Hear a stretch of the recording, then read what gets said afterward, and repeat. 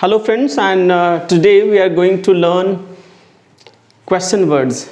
How to ask question ये बनाना सीखेंगे. अब तक 12 दिनों में हम लोग ये सीख चुके हैं कि how to frame sentences, right? With the help of tense structures, present, past and future we have already done. So today we will learn how to frame questions. सवाल कैसे बनाएंगे, question कैसे पूछेंगे. And it's very very important because with the help of this only we write the question in the right way. We often make mistakes, and that also I will tell you what mistakes usually people make.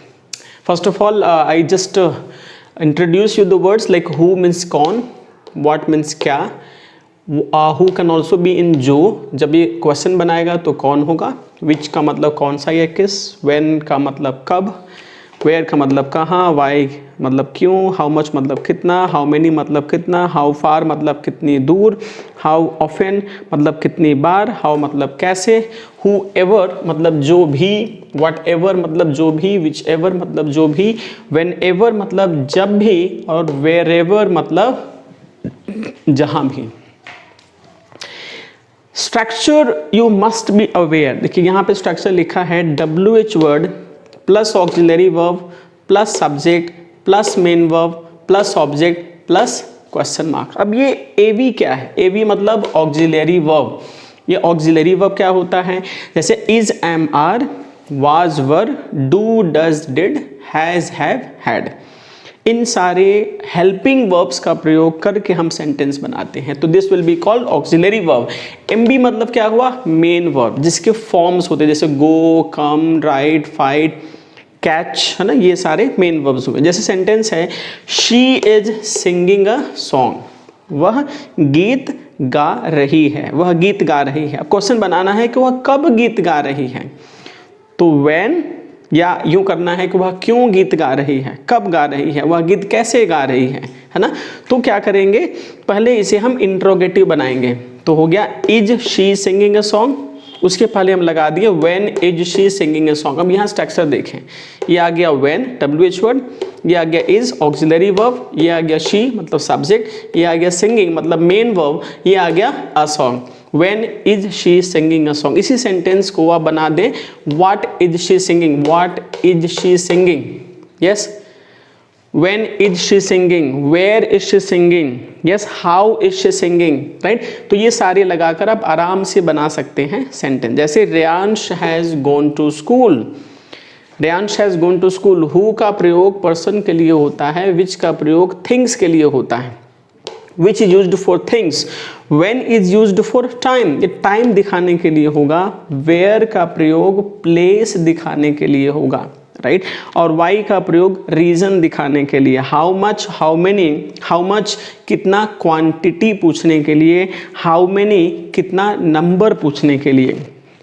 How far मतलब कितनी दूर. How often मतलब कितनी बार. अब देखें, जो भी इनसे रिलेटेड सेंटेंस बनाना है बना सकते हैं. There is one more structure WH word plus subject plus verb plus object. अब ये क्या है? क्वेश्चन बनाने के लिए हम ऑक्सिलरी वर्ब को बाहर करेंगे, मतलब यस नो इंट्रोगेटिव बनाकर उसके पहले WH वर्ड लगा देंगे तो वो क्वेश्चन बन जाएगा, ठीक है. लाइक वह रोज क्रिकेट खेलता है. अच्छा, एक और सेंटेंस है, let me. Rahul pledge cricket. Rahul cricket खेलता है, ठीक है. तो अब इसमें कोई भी ऑक्सिलरी वर्ब तो है नहीं. Auxiliary verb is hidden. या टेंस में आपने पढ़ा कि when you have to change into negative और इंट्रोगेटिव, जब नेगेटिव इंट्रोगेटिव बनाना होगा तो क्या यूज करेंगे? डू और डज. डू या डज लगाएंगे. चूंकि ये सिंगुलर है तो डज का प्रयोग होगा. We will use does. तो हो जाएगा डज राहुल प्ले क्रिकेट. अब डज राहुल प्ले क्रिकेट है, इसे क्वेश्चन बनाना है हाउ से. How does Rahul play cricket. Rahul cricket कैसे खेलता है. या why does Rahul play cricket. Rahul cricket क्यों खेलता है. या when does Rahul play cricket. Rahul cricket कब खेलता है. या where does Rahul play cricket. Rahul cricket कहाँ खेलता है, ठीक है. या हाउ ऑफन कितनी बार. How often does Rahul play cricket in a week. एक वीक में कितनी बार क्रिकेट खेलता है. या हाउ फार कैन ही गो. या how far does he go. How far does he heat the ball, कितनी दूर बॉल को हीट करता है। इस तरीके से इनकी हेल्प से आप क्वेश्चन ईजिली बना सकते हैं। जैसे कुछ और मैं बना रहा हूं, जैसे what are you doing. What, कोई भी घर पे आता है तो पूछते हैं आप क्या लेंगे, व्हाट विल यू हैव, और what will you take. Yes, what would you like to have, this way we can ask question.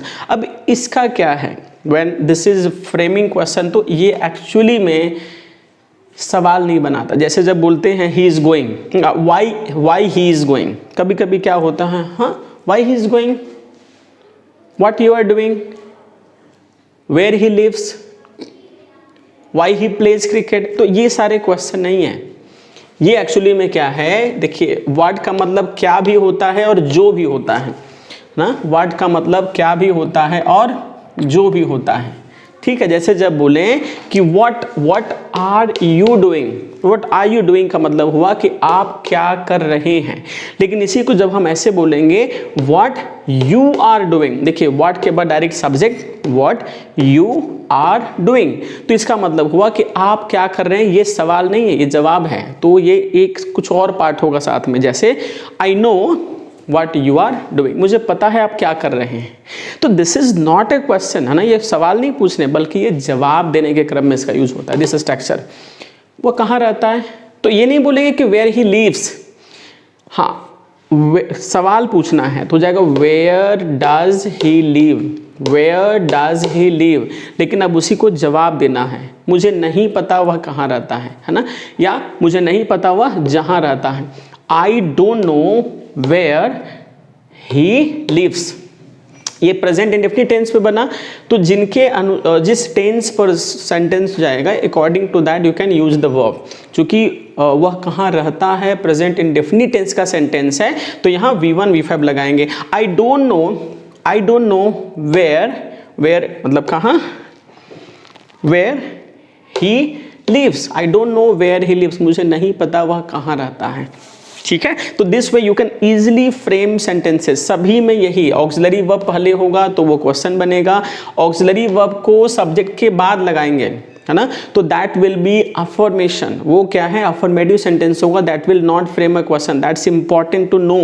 फिर से मैं बता रहा हूं कि who is used for person, what is use, which is used for things, ये person के लिए और ये थिंग्स के लिए, तो फिर व्हाट क्या लगेगा ये सेकेंड केस में। I mean I know what he does, I know what he से, मुझे पता है जो वह कहता है ना, तो जो वह कहता है this is a kind of imaginary, imaginary thing है, वो ना तो थिंग्स है, ना ही थिंग्स है, ना ही पर्सन है, राइट। तो जो इमेजिनरी होगा उसके लिए हम व्हाट लगाएंगे। अब देखिए यहाँ whoever मतलब जो भी, whatever मतलब भी जो भी, और whichever मतलब भी जो भी, है ना।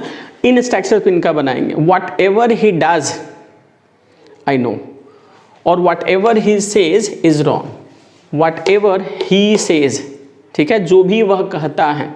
तो कोई अगर person, one more thing I did not tell you, who का प्रयोग कैसे होगा। हु एक्चुअली क्या होता है ना, हु सब्जेक्ट के स्थान पर आता है, ठीक है, हु सब्जेक्ट के स्थान पर आता है। जैसे कोई भी सेंटेंस है कि she is singing a song, तो शी की जगह हो जाएगा who is singing a song, कौन गीत गा रहा है, and then you frame a question mark, put a question mark. Reyansh has gone to school, right, तो यहां लगा देंगे who has gone to school, कौन स्कूल गया है, ठीक। वैसे ही राहुल प्लेज क्रिकेट, तो सीधे लगा देंगे हु प्लेज क्रिकेट। ध्यान से यहाँ हु डज प्ले क्रिकेट नहीं होगा, डायरेक्टली हु प्लेज क्रिकेट, ठीक है। हु के केस में केवल ऐसा होता है, बाकी सभी के साथ WH वर्ड के, आई मीन इन सारे वर्ड्स के बाद क्या है, पहले ऑक्सिलरी वर्ब होगा, ठीक है। लेकिन हु के केस में स्पेशली इंडेफिनिट, प्रेजेंट इंडेफिनिट और पास्ट इंडेफिनिट में, जैसे यहाँ सेंटेंस है कि राहुल प्लेज क्रिकेट, तो जाएगा who plays cricket. My friend broke the chair, तो हो जाएगा हु ब्रोक द चेयर, ठीक है, क्वेश्चन मार्क। तो हु केवल सब्जेक्ट के स्थान पर आता है, डू डज डिड अलग से लगाने की जरूरत नहीं है।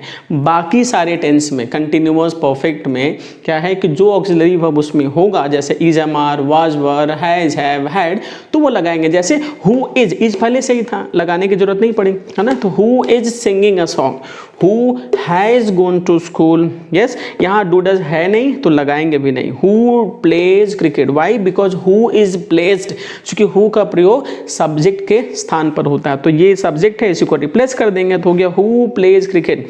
मोहन क्रिकेट खेल रहा है। अब कोई पूछ दे कौन क्रिकेट खेल रहा है, तो who is playing cricket. Like मेरी माँ खाना पकाती है, तो माई मदर कुक्स फूड, कौन पकाती है, who cooks food, who does cook food will be incorrect. So I hope this is clear to you. So this structure is to frame a question and this structure is to answer, कैसे हम reply करेंगे। अब जैसे अगर person के लिए होगा, जो भी कड़ी मेहनत करता है सफल होता है, तो whoever works hard gets success, whoever follows the instructions of the teachers, yes, he achieves success.